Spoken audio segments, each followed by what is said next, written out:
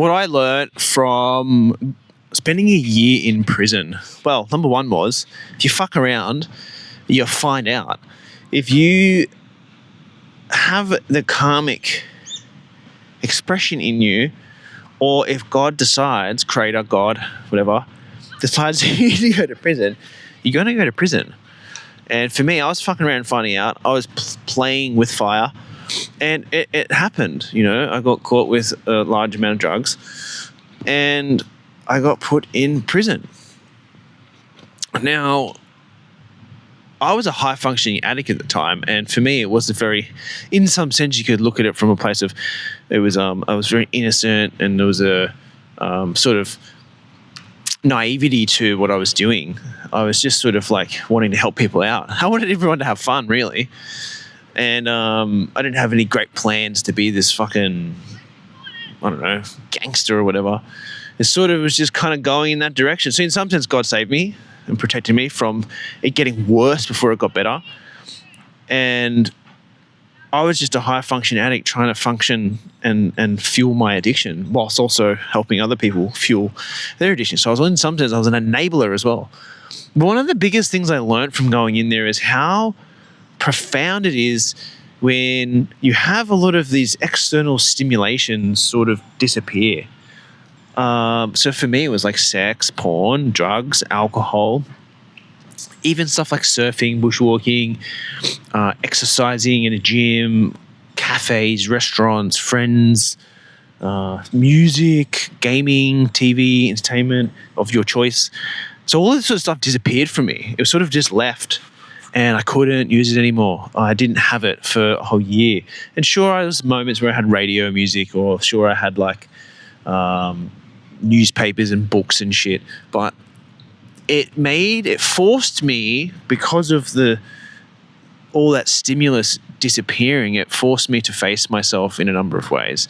And look, sure, there's people that go into prison that don't do that. They don't learn from their lessons and they continue to repeat it. They don't put in any sort of critical contemplative thought into why this occurred.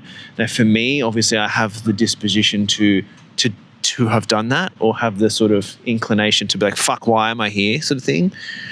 As you know, I didn't expect myself to go in, especially through the court process.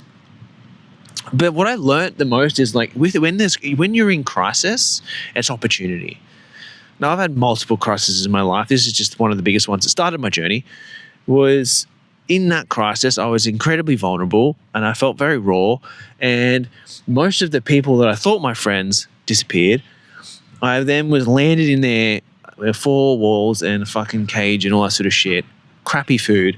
I had to face myself. I had to look at my actions. I had to go, why am I in here? And I think that's the thing, is like life gives you crisis because you're not listening.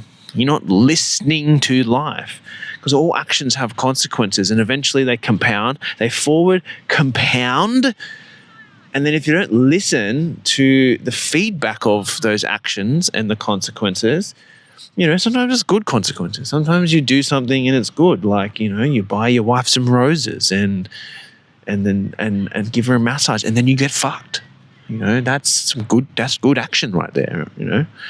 So that's a good way to look at it. Like, if you do good things and take good actions, that good things come. But I was doing dumb shit. So, you know, do dumb things, you're going to get dumb experiences. Do good things, you're going to get good experiences.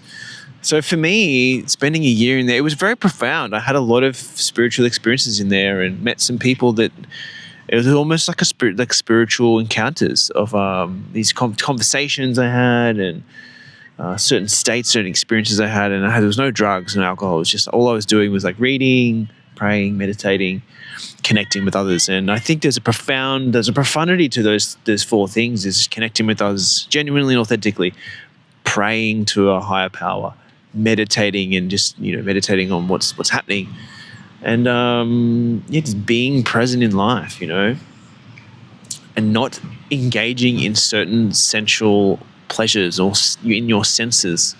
That was a big one, because I basically just ate tuna and rice the whole time for a year. So there's a lot of things that I learned in there that were profound. I'm still integrating. You know, this is 10 years ago now. So since then I've had a million kids. No, I've had 4, but it feels like a million. I tell you what, it feels like a million. So yeah, I don't know. I might share more about this. Let me know in the comments. What do you reckon?